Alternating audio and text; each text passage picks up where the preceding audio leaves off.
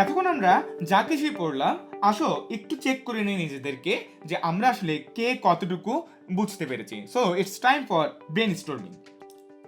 প্রথমেই তোমরা দেখবে আমি প্রশ্নে তোমাদের জন্য কিছু শব্দ রেখেছি। প্রথমে আছে বরফ, পানি এবং জলীয় বাষ্প। আমরা জানি যে পদার্থের বিভিন্ন অবস্থা আছে। তোমাদের কাছে আমার প্রশ্ন হচ্ছে, বরফ, পানি এবং জলীয় বাষ্প এগুলো পদার্থের কোন কোন অবস্থা, এবং এই বিভিন্ন অবস্থায় তাদের আন্তঃআণবিক আকর্ষণ বল কিরকম, আন্তঃআণবিক দূরত্ব কেমন। ঠিক একইভাবে বরফ যখন একটি নির্দিষ্ট তাপমাত্রায় পানিতে পরিণত হয় সেই প্রক্রিয়াটিকে কি বলে, পানি যখন একটি নির্দিষ্ট তাপমাত্রায় জলীয় বাষ্পে পরিণত হয় সেই প্রক্রিয়াটিকে কি বলে। সুতরাং তোমরা এখন ভিডিওটি পজ দিয়ে তোমরা উত্তরগুলো লিখে নাও এবং তারপর উত্তর চেক করে নাও।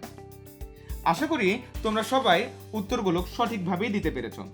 আসো আমরা একটু চেক করে নিই যে আমাদের উত্তরগুলো হয়েছে কিনা। আমরা জানি পদার্থের তিনটি অবস্থা আছে, একটি হচ্ছে কঠিন, তরল এবং বায়বীয়। সুতরাং আমরা প্রথমেই বলতে পারি বরফ হচ্ছে পদার্থের কঠিন অবস্থা, পানি হচ্ছে তার তরল অবস্থা এবং জলীয় বাষ্প হচ্ছে ওই পদার্থের বায়বীয় বা গ্যাসীয় অবস্থা। এবং আমরা সবাই জানি বা আমরা ভিডিওতে দেখে এসেছি যে কঠিন অবস্থায় অণুগুলো একটির সাথে আরেকটি ঠিক খুব কাছাকাছি অবস্থান করে এবং তাদের আন্তঃআণবিক আকর্ষণ বল থাকে সবচেয়ে বেশি। তরল অবস্থায় তাদের আন্তঃআণবিক আকর্ষণ বল হয় মধ্যম প্রকৃতির এবং বায়বীয় অবস্থায় তাদের আন্তঃআণবিক আকর্ষণ বল থাকে সবচেয়ে কম।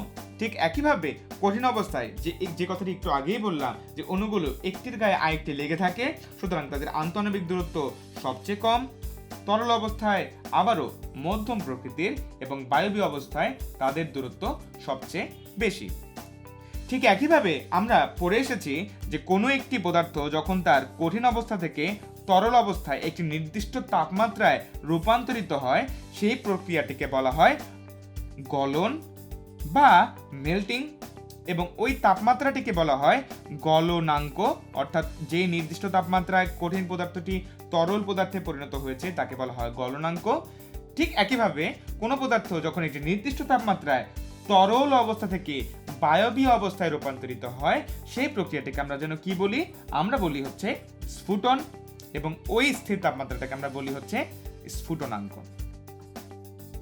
এখন একটু জাস্ট কল্পনা করে নিই যে যদি এরকম হতো যে এখানে কঠিন নেশাদল আছে, অর্থাৎ কঠিন অ্যামোনিয়াম ক্লোরাইড আছে, এবং তাতে যদি আমরা তাপ দেই তাহলে কি তার তরল নেশাদল বলে কোনো কিছু পাবো? আমরা তরল অ্যামোনিয়াম ক্লোরাইড পাবো না। অর্থাৎ আমরা কিছুক্ষণ আগে দেখে এসেছি যে কিছু কিছু পদার্থ তাদের কঠিন অবস্থা থাকলেও তাদের তরল অবস্থা থাকে না, বরং যদি আমরা তাপ দেই তারা সরাসরি বায়বীয় অবস্থায় চলে যায়। অর্থাৎ আমি যদি কঠিন নেশাদলকে তাপ দেই তাহলে আমি বায়বীয় অবস্থায় গ্যাসীয় নেশাদল বা অ্যামোনিয়াম ক্লোরাইড পাবো। এখন এই যে আমি তাপ দেওয়ার ফলে কঠিন নেশাদল বায়বীয় নেশাদল বা অ্যামোনিয়াম ক্লোরাইডে পরিণত হলো, এই প্রক্রিয়াটিকে কি বলে? আমরা অলরেডি পড়ে আসছি যে এই প্রক্রিয়াটিকে বলা হয় ঊর্ধ্বপাতন। সুতরাং আমরা একটু আগে যে বিষয়গুলো পড়ে আসলাম আশা করি সবাই বুঝতে পেরেছি গলন, স্ফুটন, ঊর্ধ্বপাতন এবং পদার্থের বিভিন্ন অবস্থা এবং সেই বিভিন্ন অবস্থায় তাদের বিভিন্ন বৈশিষ্ট্য।